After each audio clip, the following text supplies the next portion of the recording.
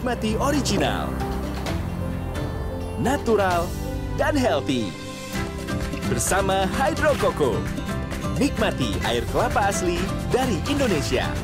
Hydro Coco. Taste good, feel good.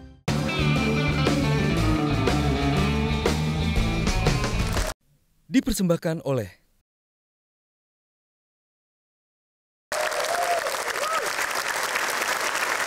Ya, Bung Caca, selama ini kalau kita masuk hutan dan ketemu ular, pasti insting kita, reaksi pertama kita adalah mau bunuh ular itu ya. Tapi Anda dalam beberapa kesempatan mengatakan jangan dibunuh ular yang kita temukan di hutan. Kenapa ya?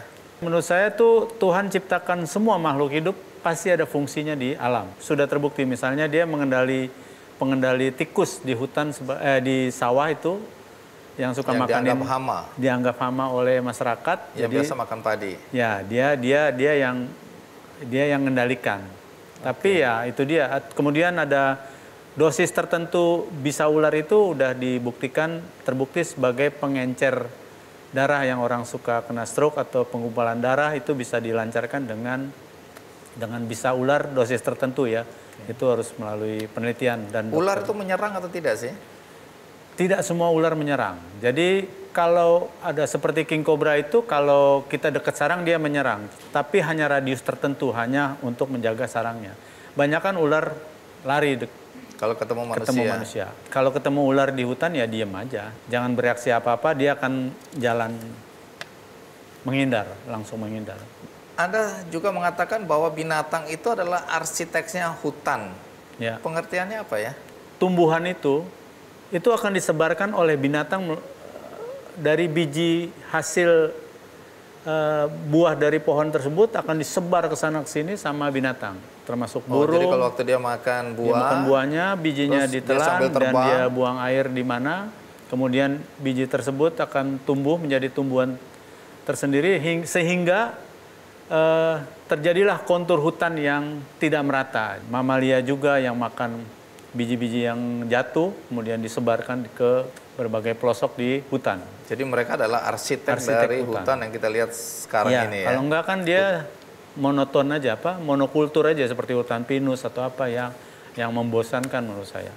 Kalau ditanya pada saat Anda memotret, pengalaman apa yang paling Anda rasakan punya kesan mendalam? Paling sulit dalam memotret adalah informasi aja. Informasi di mana ada kapan binatang tersebut berada, siapa guide-nya, berapa ongkosnya gitu. Jadi tidak berarti Anda datang ke sebuah hutan, Anda masuk nyari gitu enggak ya? Tidak, itu mahal itu. Mahal ya, bisa berbulan-bulan ya? Ya, itu mahal tanpa tujuan. Jadi kita harus ada riset kecil ya waktu di kota. Tadi siapa yang antar, ada di mana. Kayak kita planning cari cendrawasih ya harus Papua atau ke Halmahera tadi ada 2. Jadi cari gajah harimau ya di Sumatera. Penantian untuk bisa mendapatkan momen yang penting itu yang lama sekali ya? Iya, terus juga wildlife photography harus investasi sama komitmen jangka panjang. Kalau kita nunggu kaya, nunggu jago, nunggu alatnya lengkap, nggak akan pernah terjadi. Karena laju kerusakan hutan itu lebih cepat daripada laju mendokumentasi menurut saya. Jadi ya nggak harus nunggu ideal. Jadi ya kerja sekarang apa yang ada, ya kamera, duit yang ada udah berangkat aja tembak. Karena tadi kalau kita tadi nunggu kaya, barangnya udah habis, kita baru kaya baru Anda bisa. sudah punya kamera yang bagus, sudah mampu ke sana, binatangnya udah nggak ada. Oke, terus biaya ini dari mana Anda ini? Ya itu dia, tadi saya nggak mau nunggu, jadi ya ngobrol-ngobrol sama istri karena kebetulan dia dari awal ya kita sama-sama dari Fakultas Biologi, jadi sudah banyak tahu. Jadi waktu tahun 90 saya memutuskan saya nggak bisa komersial lagi, motret komersial, harus motret ke alam, ya harus kencangkan ikat pinggang, saya harus traveling banyak dulu untuk kumpulin stok foto dulu, ya dari dapur sendiri, uang dapur. Jadi ya kita atur-atur aja lah. Uang pribadi. Pribadi. Nah, istri ada di sini nih. Anda kok nggak keberatan uang dapur dipakai untuk urusan yang nggak jelas ini? Iya, nggak keberatan karena komunikasi lah, klise jawabannya ya. Tapi betul komunikasi, dan karena saya juga orang dari latar belakang biologi yang mengerti bahwa nggak bisa nunggu, binatangnya makin sedikit, makin jauh, makin sulit. Jadi dipaksakan, harus diadain. Harus diadain ya. Dan sebagai istri Anda mendukung gitu ya. Tapi apa susahnya hidup sama orang hutan? Maksudnya orang yang kerjanya ke hutan.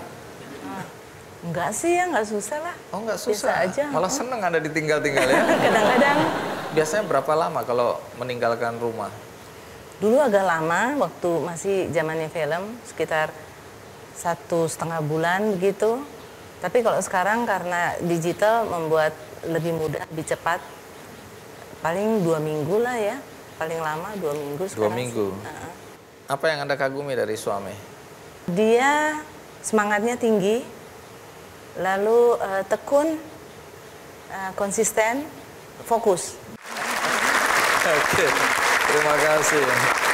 Nah, dari pengalaman Anda berburu satwa liar, satwa-satwa khas Indonesia, Anda lebih memilih Indonesia bagian timur ini ya kelihatannya? Ya menarik ya, apalagi Indonesia Tengah. Indonesia Tengah tuh menurut saya Indonesia banget. Kenapa? Jadi ya Thailand nggak punya, Malaysia nggak punya spesiesnya ya. Kemudian Australia juga nggak ada, itu Papua juga nggak ada. Jadi kemudian lebih eksotis. Dari pengalaman itu Anda lihat seberapa terganggunya atau seberapa rusaknya rumah satwa-satwa liar di Indonesia? Saya kasih contoh, tahun 90 saya masuk Cagar Alam Tangkoko Batu Angus. Saya bisa dapat 5-6 sarang satu musim, 5 tipe sarang ya, 5 pohon sarang burung julang Sulawesi. Walaupun saya pakai alat yang sederhana. Nah sekarang saya punya alat yang canggih, setiap tahun cuman saya dapat 1. Artinya sekarang ekoturism maju di sana. Masyarakat sudah dapat menikmati dari keberadaan burung julang Sulawesi untuk turisme. Tapi menurut saya belum equal karena burung ini belum dapat perlindungan yang baik oleh masyarakat maupun pemerintah maupun tadi publik ya. Jadi dia belum equal. Mestinya kan masyarakatnya dapat benefit dari ekoturism, julang juga dijagain, hutannya dijagain juga sama masyarakat. Nah itu yang maksudnya ekosistem ini berjalan dengan baik. Lalu apa yang menurut Anda perlu kita lakukan bersama-sama? Penonton yang ada di sini pun mungkin siapa tahu satu hari masuk ke hutan, pemerintah, terutama pemerintah daerah, apa yang harus kita lakukan bersama-sama? Program saya adalah tadi mengenalkan satwa Indonesia supaya orang menjadi kenal juga tugas fungsinya mereka satwa liar di alam, kemudian supaya mereka kenal, kemudian sayang, kemudian peduli. Dengan peduli kan mereka bisa melakukan apa aja gitu. Misal tadi saling membantu, ada NGO atau apa, kita sama-sama kita serang. Kalau ada yang bunuh, semua sama-sama maju kita serang yang merusak ini, orang-orang yang merusak, termasuk merusak hutan, perdagangan satwa. Ini kan ancamannya juga perdagangan juga gitu. Jadi kadang-kadang orang nggak kenal satwa kita. Jadi mereka nggak tahu tugasnya satwa tuh ada. Tuhan ciptakan satwa liar. Mereka punya tugas masing-masing di wilayahnya. Di hutan itu punya tugas masing-masing. Ada yang menjadi makanan untuk satwa lain, ada yang untuk menyebar tadi untuk tumbuhan. Ya itu ekologis lah. Jadi itu pelajaran biologi, Mas Andi. Iya, jadi biarkan itu semua berkembang ya. Baik, bagi Anda yang beruntung, Anda bisa mendapatkan buku hebat ini. Saya kasih waktu 1 menit untuk berdoa. Dan siapa yang beruntung? Mari kita ambil namanya. Oh iya, Bung Caca, Anda yang ambil. 3 pemenang akan mendapatkan buku ini. 1, 2, 1 apa langsung 3? Berdoa dimulai. Sudah 3? Oke. Siapa yang beruntung pertama?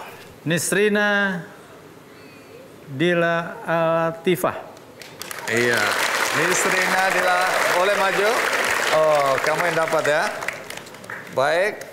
Ini pura-pura aja, setelah itu jadi milik saya.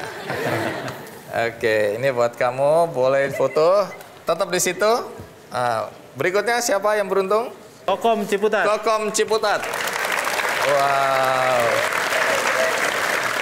Di depan. Iya, kalau ada yang mau jual, ada yang mau menadah.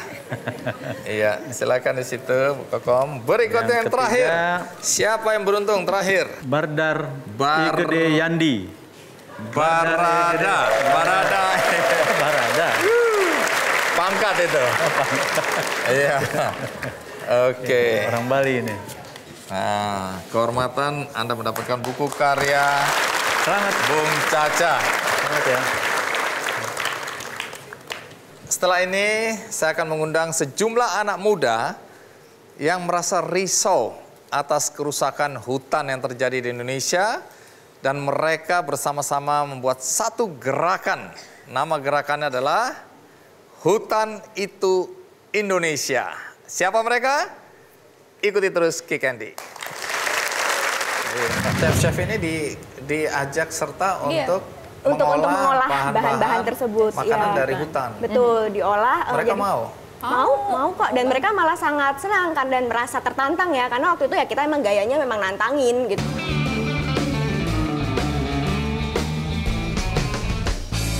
Dipersembahkan oleh